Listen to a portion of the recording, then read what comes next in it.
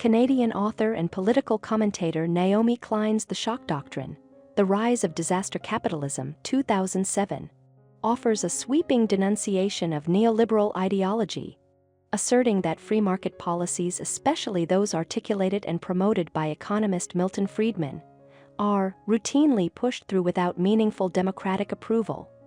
According to Klein, this occurs via a process she terms shock therapy. Governments and political actors capitalize on moments of collective crisis to introduce major legislative changes while the public is too distressed to reason carefully or resist.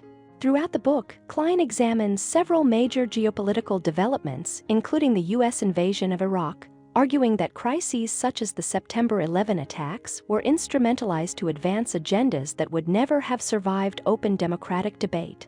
She contends that such policymaking benefits a select few who manipulate the conditions of shock, ultimately harming society at large. Although the book has drawn criticism for oversimplifying complex political dynamics, many reviewers have praised it for bringing attention to a largely overlooked global phenomenon. The shock doctrine is divided into 7 parts, each approaching political shock therapy from a different vantage point. In Part 1, Klein situates her use of the term shock therapy in its psychological origins. The concept, she explains, arises from a covert but legal series of unethical experiments carried out in the mid-20th century by psychiatrist Ewan Cameron with backing from the Central Intelligence Agency. Klein then links this idea to Milton Friedman's economic philosophy. As a founder of the Chicago School of Economics, a conservative academic hub, Friedman, she argues, provided intellectual cover for the concentration of knowledge and covert authority within intelligence agencies. Klein maintains that today's markets operate with far less oversight than those in the era preceding the Great Depression. Part 2 turns to a late 20th century example of shock doctrine implementation in South America.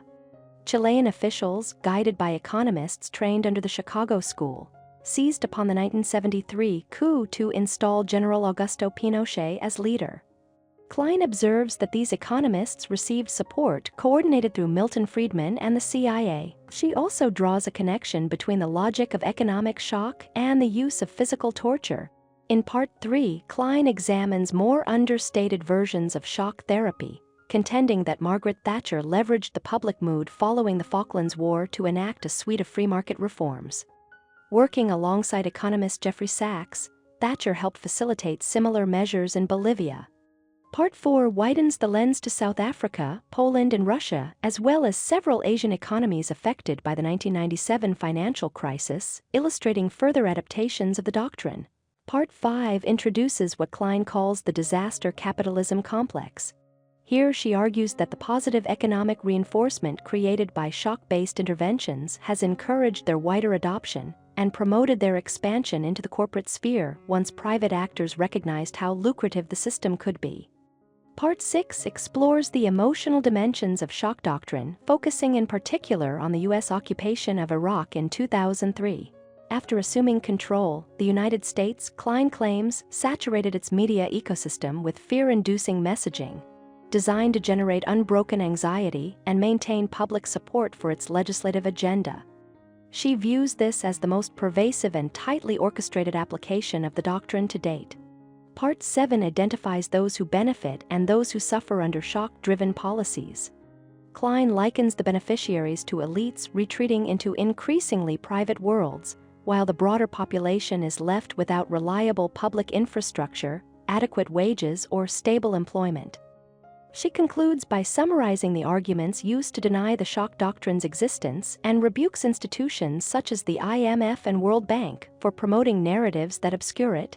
The book ends on a cautiously hopeful note, highlighting political leaders who resist destructive neoliberal strategies and insist on restoring democratic oversight to economic life. Through its meticulous examination of the phenomenon, the shock doctrine traces the deep reach of disaster capitalism while acknowledging the individuals and movements working to challenge its influence.